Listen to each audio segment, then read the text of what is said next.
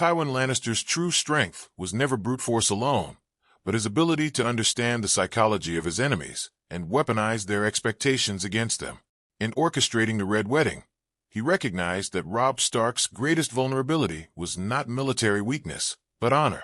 Robb adhered strictly to the moral codes of loyalty and oath-keeping, and Tywin understood that such rigidity could be turned into a trap. By exploiting the sanctity of guest right, a sacred cultural tradition, Tywin ensured that any betrayal would be completely unexpected, maximizing its shock and effectiveness.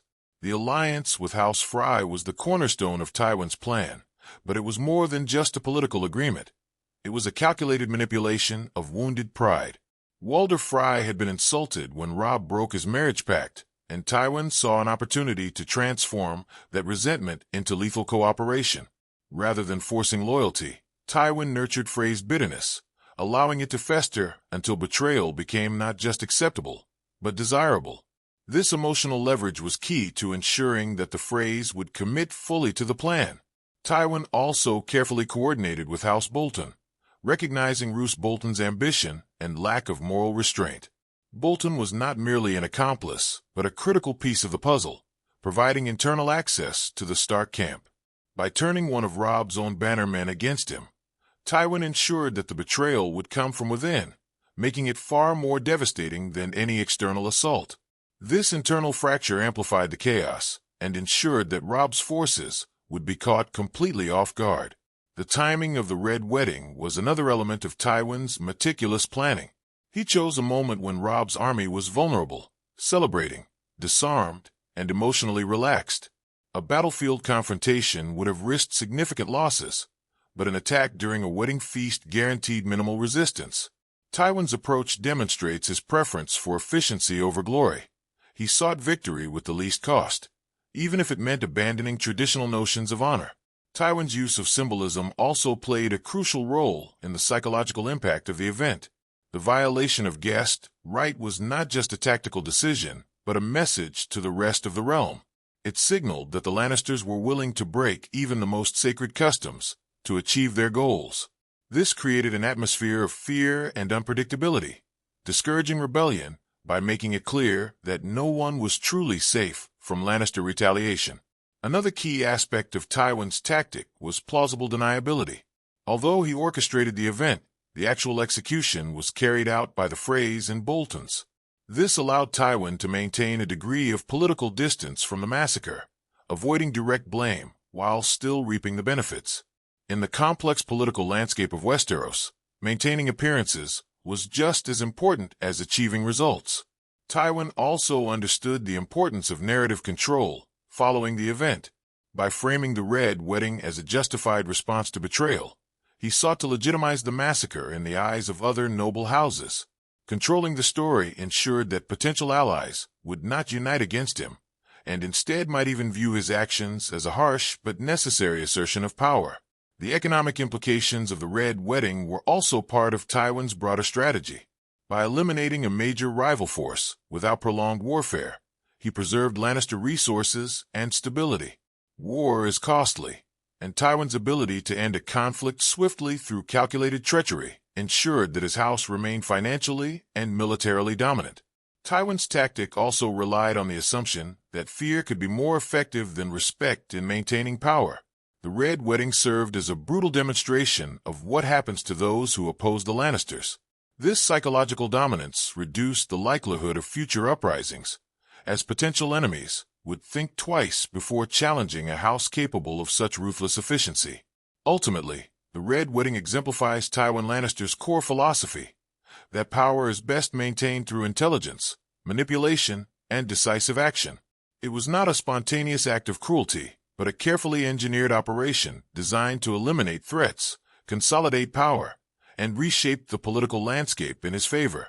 Beyond the immediate military victory, Tywin Lannister's orchestration of the Red Wedding reshaped the political order of Westeros in profound ways. By eliminating Robb Stark and his key supporters in a single stroke, Tywin effectively dismantled the Northern Rebellion.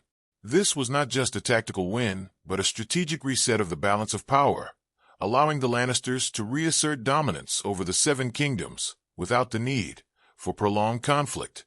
The destruction of House Stark's leadership created a power vacuum in the north, which Tywin exploited by installing loyal or controllable allies. By elevating House Bolton, he ensured that the region would be governed by someone whose authority depended entirely on Lannister support. This move transformed a former enemy territory into a dependent ally, extending Tywin's influence far beyond the reach of his armies. Tywin also demonstrated an acute understanding of the importance of alliances built on mutual benefit rather than trust. His agreements with the Freys and Boltons were not based on loyalty, but on shared interests. Each party gained something significant: revenge, power, or security, ensuring their cooperation. This pragmatic approach allowed Tywin to build a network of allies who were bound not by affection but by necessity. However, the Red Wedding also introduced long-term instability into the realm. By breaking sacred traditions, Tywin undermined the very social fabric that held noble society together. While this achieved short-term gains, it eroded trust between houses, making future alliances more fragile. Tywin was willing to accept this risk, believing that fear and strength would compensate for the loss of trust. The event also had significant repercussions for the Lannister reputation. While some viewed Tywin's actions as a demonstration of brilliance, others saw them as a mark of dishonor. This dual perception created a complex legacy, where the Lannisters were both feared and resented. Tywin understood that reputation was a double-edged sword, but he prioritized effectiveness over moral approval. Tywin's tactic also highlighted the role of information and secrecy in warfare. The success of the Red Wedding depended on absolute discretion, with only a select few aware of the full plan. This level of secrecy prevented leaks and ensured that the Starks remained unaware until it was too late. It showcased Tywin's ability to control not just armies, but information itself.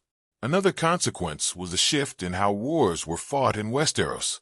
The Red Wedding demonstrated that traditional battles were not the only path to victory. Deception, betrayal, and psychological manipulation could achieve results that armies alone could not. This set a precedent that would influence future conflicts, changing the nature of power struggles in the realm. Tywin also used the aftermath to consolidate internal Lannister authority. By presenting the victory as a triumph of his leadership, he reinforced his position as the true power behind the Iron Throne. This strengthened his influence within his own house and ensured that his decisions would face little opposition from within. The Red Wedding further revealed Tywin's belief in legacy over sentiment.